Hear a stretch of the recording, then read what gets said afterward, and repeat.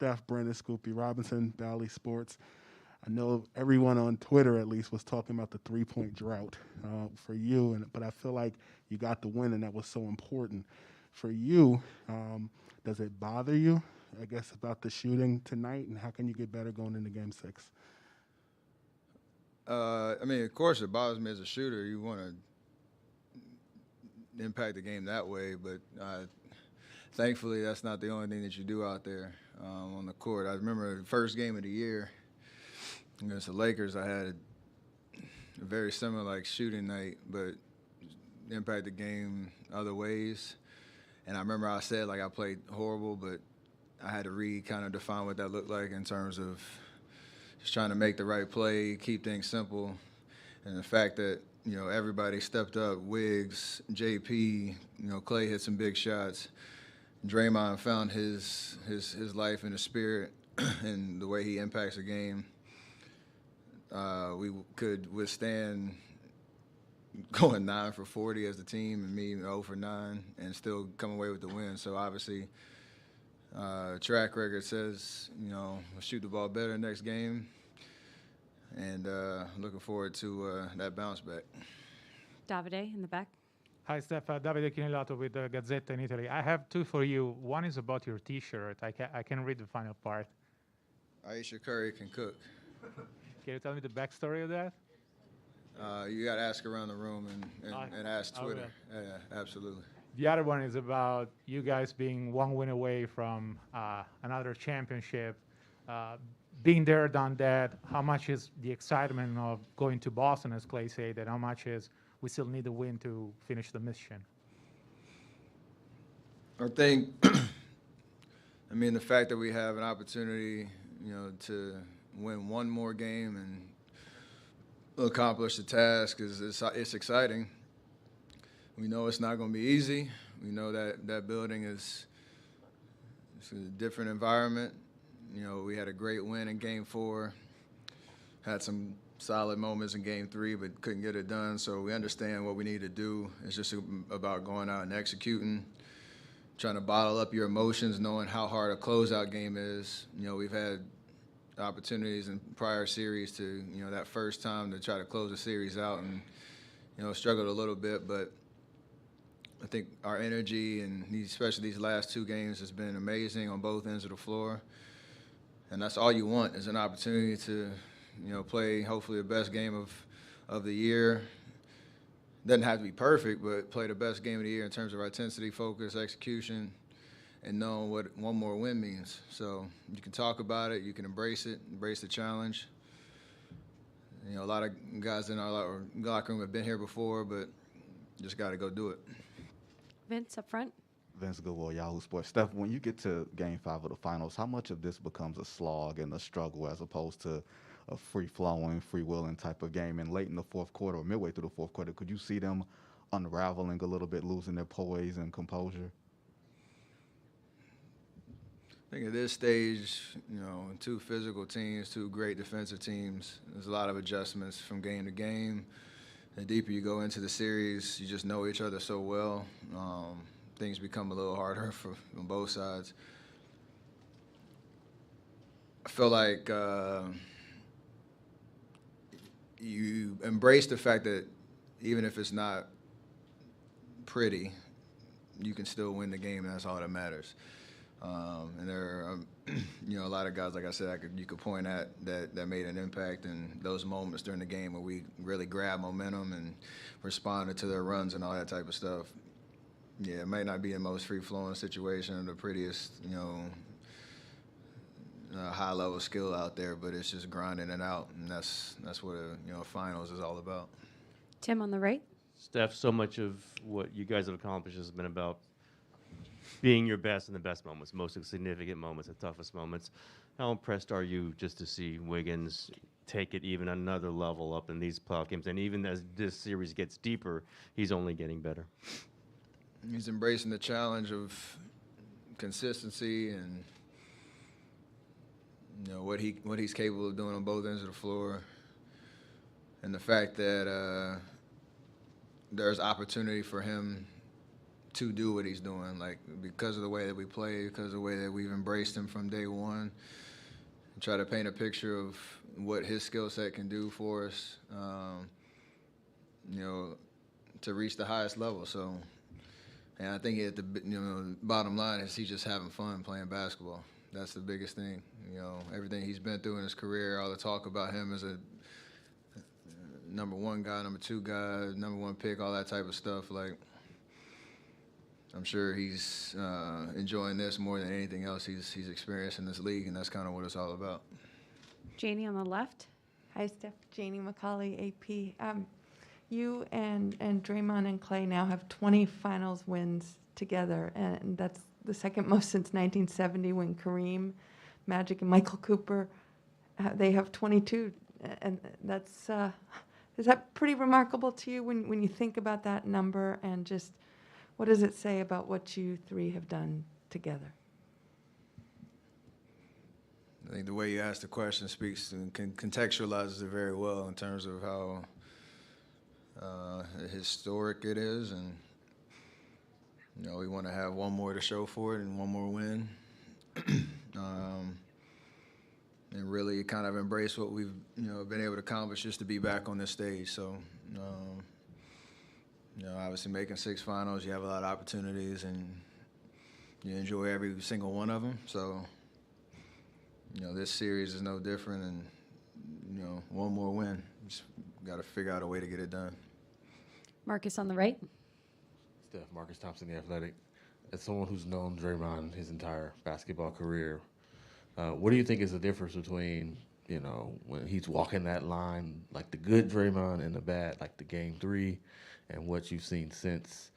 Like what kind of defines those differences as you've watched him grow over the years?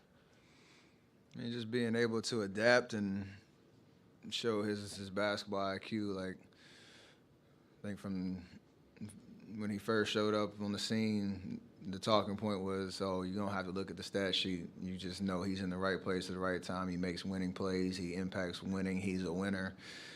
All those sound bites.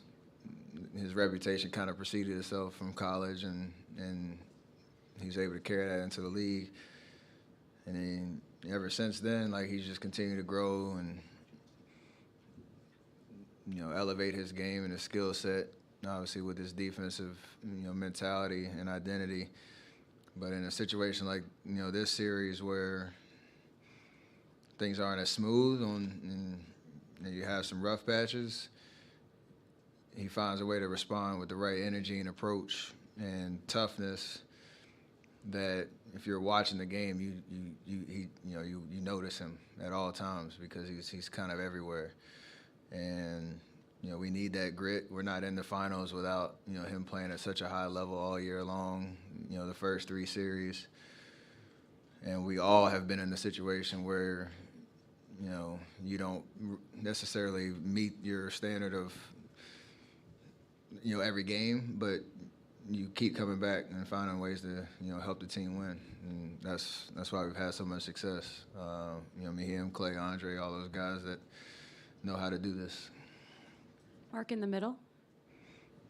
Steph, Mark McDade, NBA.com. Amidst your abnormal shooting night tonight, how do you determine through the course of the game, now's the time to try to lean on other parts of the game to make an impact, now's the time to rely on your teammates, or now's the time to try to knock some shots? How do you kind of navigate those things? I think, I talked yesterday, I knew there was going to be some adjustments in the way that they were trying to guard the pick and roll, because they got a lot of clean looks, and they were a little bit more aggressive, a little higher up on their pickup points.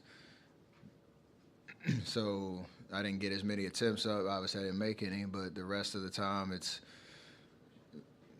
just using that aggression against them, getting into the paint. The fact, I don't know if I had more than like 5 assists the first, 4 games, and then that total goes up, and we still left a lot out there because, we have different ways to attack you, even if it's not me just trying to hunt shots. And using gravity, using ball movement, all that type of stuff to do kind of normal Warriors basketball. So, yeah, it's just a feel thing. And obviously, never losing your aggressiveness, even though you're not making shots like you normally do. On the left.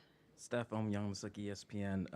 Draymond was looking at the stat sheet when he noticed the 0 for 9. He said, knowing you're going to be livid, which will be good for the Warriors entering Game 6. But I was wondering, this is the longest streak. You owned the 2 longest streaks, but this one was 233 straight games with a three-pointer. What is your mentality or emotions usually after a game like this?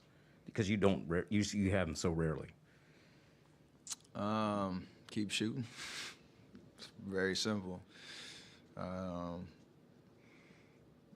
Like you said, like there's never. I'm not afraid to go 0 for whatever because I'm gonna keep shooting and taking shots that you normally feel like you can make, and I've responded well. When I've had games like that from the 3-point line, but I don't think I've ever been happier after 0 for whatever type of night. Just knowing the context of the game, the other ways you try to impact the game, and the fact that you had 4 guys step up in meaningful ways to help us win offensively. So all that stuff matters. There's a fire burning that I want to make shots, but the rest of it is just about how you win the game, and we did that. Last few for Steph. We'll go to the back middle. Robert Littell, BS. So, Steph, you had, like you just talked about, you had 8 assists right here. You had 8 assists. You shot from 2, 7 from 13, and Steve Kerr was in here earlier and said your defense was excellent. Do you feel sometimes like your all-around game is not appreciated when the threes are not falling? And how much pride do you take in the fact that, you are the greatest shooter of all time, but you have an all-around game that's not just shooting threes? I know that's the thing people notice at first and consistently is how well I shoot the ball, where I shoot my shots, that flair. But I can't control the narratives that however people talk about the game. When you watch the game, it's not just about that. You respond to how the teams are guarding you, defending you, and the way that we try to create good shots. And I know I have a huge part in that. And usually good things happen whether I'm making or missing shots. So there's a lot of confidence knowing you don't really have to force it too much in certain situations. Sometimes you do, but like you said, the rest of the game has to show up so that you can still make an impact and still draw enough attention offensively, even if you're not making shots. And I do take pride in that, consistently. Anthony on the left. You guys lost a lot of your size and your wing defense from the dynasty days. As you guys continue to, I guess, reconfigure the roster over the last few seasons, did you doubt? Were there times you doubted whether you guys could have a championship level playoff defense? Not really. I think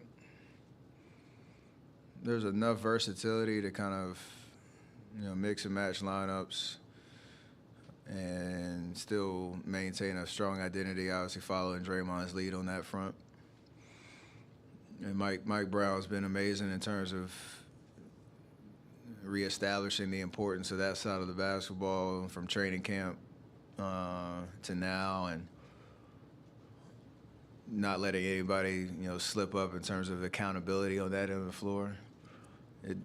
We've tried a lot of different things over the course of the year. Traditional man coverage, all that boxing one, zone stuff that we can kind of sprinkle in from time to time.